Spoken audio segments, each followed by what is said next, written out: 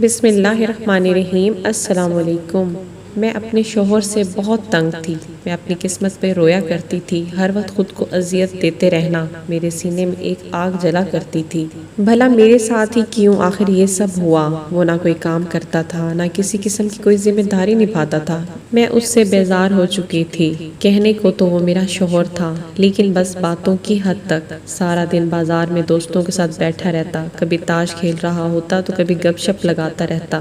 میں جب بھی اسے کوئی کام کرنے کا کہتی تو بس اتنا کہتا، تم کو کھانے کے لیے تو مل رہا ہے نا، تو پھر کیا تکلیف ہے تمہیں؟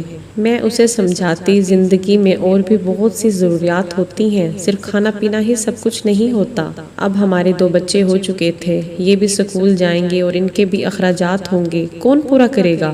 وہ مسکرا کر کہتا، وقت آئے گا تو سب ٹھیک ہو جائے گا، تم ابھی سے فکر نہ کرو۔ میں اپنی سہیلیوں کو دیکھتی اور ان کے شوہر کا اچھا کام، نئی موٹر سائیکل، ان کے پاس نئے موبائل۔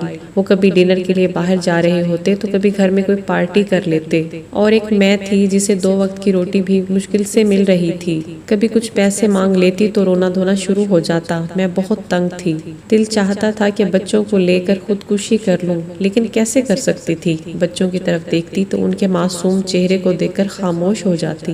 میں اس سے دور رہنے لگی، دل چاہتا تھا اس سے کہیں دور چلی جاؤں، کیونکہ وہ خود کو پہلے کی طرح سجا سنوار کر بھی نہیں رکھتا تھا۔ اس سے سگریٹ نسوار کی بدبو سی آتی تھی۔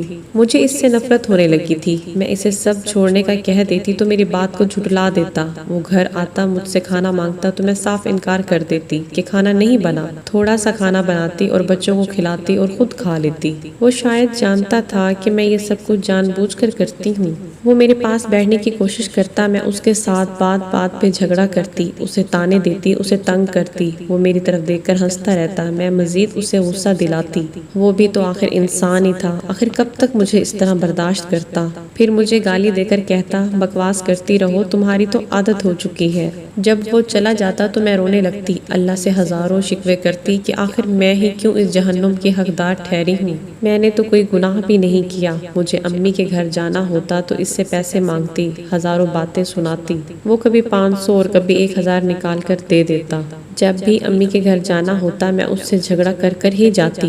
وہاں امی، بہن، بھابھی سب کہتے، پارلر جایا کرو، اپنا خیال رکھا کرو، دیکھو رنگ کتنا کالا ہو گیا ہے۔ میں چپ ہو جاتی، آخر کیا بتاتی؟ میرے نصیبوں کو آگ لگانے والا میرا شوہر ہی ہے جو میری زندگی کو جہنم بنائے ہوئے ہے۔ بڑی بہن کا شوہر دبئی میں کام کرتا تھا، وہ اپنی بیوی کے لیے اچھا موبائل لے کر آیا۔ آپ یہ مجھے دکھا ہی رہی تھی، دیکھو شہناز، لاکھ روپے کا موبائل گفٹ کیا ہے تمہارے بہنوئی نے۔ میں حسرت بھری نگاہوں سے دیکھنے لگی کہ ایک آنسو پلک کو نم کر گیا۔ کاش مجھ پہ بھی ایسی قسمت مہربان ہو جاتی، کاش اللہ نے میرے بھی ایسے ہی نصیب لکھے ہوتے۔ بچے اب بڑے ہو رہے ہیں، بچوں کی وجہ سے میری جیٹھانی اور دیورانی سے جھگڑا ہو گیا۔ جیٹھانی نے کافی تانے دیے، تیرے بچے میرے گھر سے 2 وقت کا کھانا کھاتے ہیں، یہاں رہتے ہیں، اتنے غیرت مند ہو تو ان کو کھلاؤ نا۔ میں بہت روئی کہ میرا شوہر تو ہے ہی بے غیرت۔ جب امجد گھر آیا میں نے اسے بتایا، آج گھر میں اتنا تماشا ہوا ہے، انہوں نے تانے دیے ہیں اور تم بغیرت بن کے گھومتے رہو بس۔ وہ بھائی کے کمرے میں گیا اور سب سے جھگڑنے لگا کہ میرے بچوں کو گالیاں دینے والے تم لوگ کون ہوتے ہو؟ بھائی نے بھی بیوی کے سائڈ لیتے ہوئے میرے شوہر کو خوب سنائی۔ آخر کون ساتھ دیتا ہے اتنا؟ اس کے بھی 2 بچے تھے، ان کا بھی فیوچر بنانا تھا۔ خیر بات بڑھی تو میرے شوہر نے ان سے کہا کہ مجھے الگ کر دو، بس گھر میں دیوار کھینچ دی گئی۔ بچوں کو گود میں لے کر کہنے لگا تھا کہ اب ان چاچو لوگوں کے گھر نہیں جانا، بھوک لگے تو ماما سے کھانے کا کہنا۔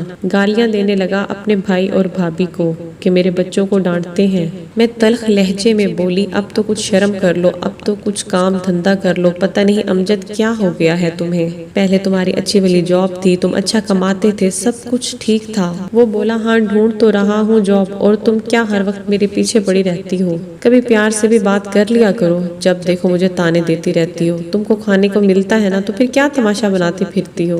میں نے چلا کر کہا، سب کے گھر نئی موٹر بائیک ہیں اور میرے پاس پرانی سی ٹوٹی ہوئی یہ میرا موبائل دیکھ رہے ہیں نا، 5 منٹ بھی اس کی بیٹری نہیں رہتی۔ بچوں کی ہزاروں ضرورت ہے، تم کیوں نہیں سمجھتے؟ میں پاگل ہو جاؤں گی، میری شکل دیکھو، میں بھکارن بن گئی ہوں۔ ہوں، تھک گئی ہوں اس لائف سے۔ وہ نم آنکھوں کے ساتھ میرے پاس بیٹھ کر بولا، تو ہر وقت جھگڑتی رہتی ہے، کبھی تو پیار سے بات کر لیا کر یار میرے ساتھ۔ میں نے اس کو سائڈ پر دھکا دیا اور وہ خاموش ہو گیا۔ میں تھک ہار گئی تھی، اب سوچ رہی تھی بس میں اس سے طلاق ہی لے لوں۔ اپنے ایک کزن سے بات بھی کی تھی، وہ وکیل تھے، انہوں نے تسلی دی کہ ہم ساتھ ساتھ ہیں، آپ طلاق لے لو اس کمینے سے۔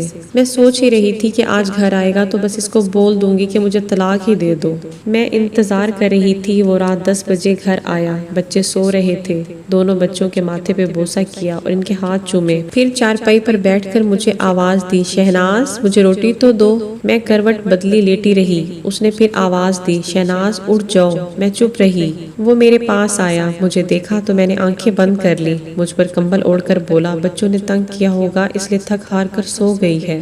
وہ کچن میں گیا کھانا دیکھنے، کچھ بھی نہیں تھا کھانے کے لیے۔ ایک پیالی میں نمک مرچ ڈال کر اس میں تھوڑا سا پانی ملا کر سوکھی روٹی کھانے لگا۔ میں دیکھ رہی تھی، میں دل میں سوچنے لگی، کتا مرتا بھی نہیں ہے۔ کھانا کھا کر سو گیا۔ دوسرے دن صبح صبح ہم کسی بات پر جھگڑنے لگے۔ میں نے اسے کہا بس اب مجھے طلاق دے دو، میں اور برداشت نہیں کر سکتی۔ غصے میں نے اس کے کپڑے بھی پھاڑ دیے اور وہ طلاق کا نام سنتے ہی چپ ہو گیا۔ میں چلاتی رہی، بہت ہی برا بھلا کہا اسے، وہ چپ چاپ بیٹھا رہا۔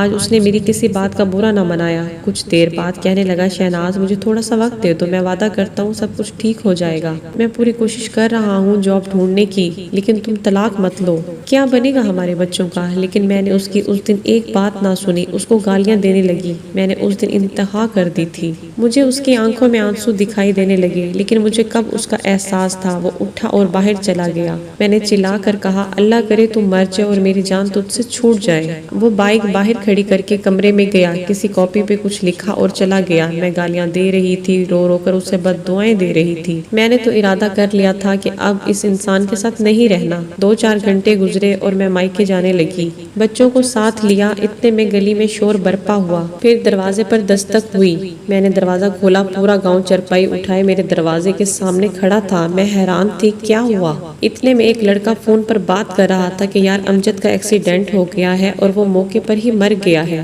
یہ سنتے ہی جیسے مجھ پر قیامت آ گری ہو اور میں ساکت ہو گئی۔ چارپائی صحن میں رکھی گئی۔ تھوڑی دیر بعد سب رشتہ دار بھی آ گئے۔ سب لوگ قبر کھودنے کی بات کرنے لگے، کچھ جنازے کا ٹائم دیکھنے لگے۔ مسجد میں اعلان ہونے لگا، امجد میرے سامنے چارپائی پر لیٹا ہوا تھا، کون یقین کرے وہ مر چکا ہے۔ میں چیخنے چلانے لگی، امجد اٹھ جائیں، نہیں کچھ مانگتی، مجھے کچھ نہیں چاہیے، میں طلاق کی بات بھی نہیں کروں گی۔ دیکھو میں کہیں نہیں جا رہی تمہیں چھوڑ کر، مجھے تمہارے ساتھ ہی رہنا ہے، میں بھوکی پیاسی بھی رہ لوں گی، میں کھانا بنا کر لاتی ہوں، بھوک لگی ہوگی نا تمہیں۔ لیکن اب بہت دیر ہو چکی تھی، وہ مجھے چھوڑ کر جا چکا تھا۔ میں چیختی رہی، لیکن وہ منو مٹی تلے جا سویا۔ اس کے جانے کے بعد مجھے دنیا کے رنگ نظر آنے لگے، مجھے رشتے بدلتے دکھائی دینے لگے۔ پھر جو اپنے ساتھ تھے وہ سب منہ موڑنے لگے، مجھ پر دنیا نظریں کسنے لگی۔ مجھے یہ بات بتاتے ہوئے تو شرم آ رہی ہے کہ میرے اپنے ہی مجھ پر گندی نگاہ ڈالنے لگے۔ بچے بابا پکارتے رہتے، اب کون ان کا نیند میں آ کر ماتھا چومے گا، کون مجھے آواز دے گا اور کون میرے تلخ لہجے کو برداشت کرے گا۔ جو حصہ بنتا تھا وہ بھی مجھے نہ دیا گیا۔ میرے گھر والے میری دوسری شادی کی بات جہاں بھی کرتے تھے وہ کہتے تھے ہمیں بیوی چاہیے، بچے نہیں۔ پھر کہاں جائیں گے یہ بچے؟ میں امجد کے بعد در بدر ٹھوکریں کھانے لگی۔ اب بچے کچھ فرمائش بھی نہیں کرتے تھے، وہ جانتے تھے کہ اب بابا نہیں رہے۔ میرے سگے بھائیوں نے بھی منہ موڑ لیا، لوگوں کے گھروں میں نوکرانی بن کر کام کرنے لگی۔ ایک دن مجھے اس کی ڈائری ملی، اس پر لکھا تھا، شہناز سے شادی کر کے بہت خوش ہوں، شہناز سے بہت پیار کرتا ہوں، لیکن میری جاب ختم ہو گئی ہے، میں جاب ڈھونڈ رہا ہوں۔ وہ پاگل ہے، بالکل بھی نہیں سمجھتی، ہر وقت جھگڑتی رہتی ہے۔